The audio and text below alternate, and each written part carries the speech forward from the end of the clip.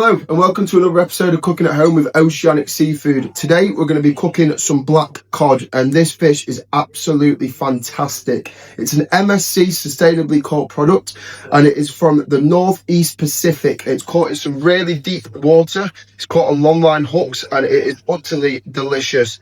The really thick white flesh just flakes, goes super buttery, and we're going to cook up an absolute storm of this at home. So please enjoy. We're going to start by roasting some red peppers in some spices, and we're going to use some chorizo to make a chorizo oil. Once you've made the chorizo oil, we'll use that to fry some nicely diced chorizo in, and then we're going to add in some diced courgette and diced red peppers. Going to cook this quite slowly so all the extra oil comes out of the chorizo and it all gets into a nice caramelized state together.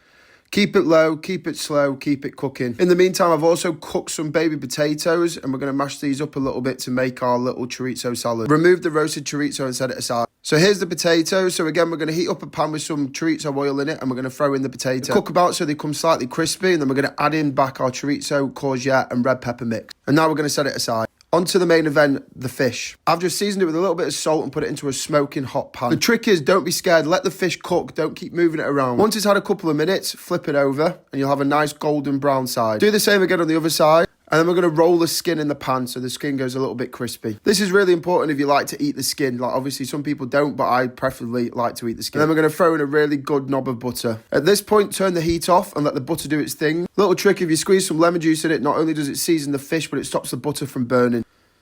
Once you've done this, we're going to flip the fish over and look how good this is going to look.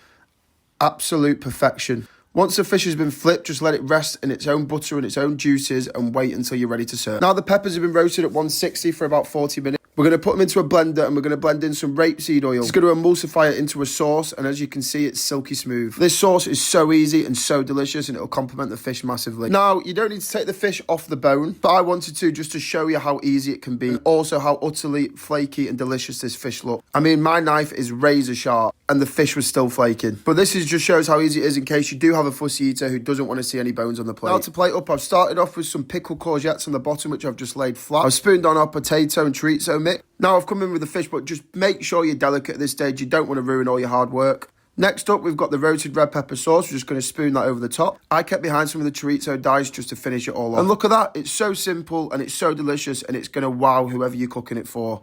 The colours are incredible and the fish is even better.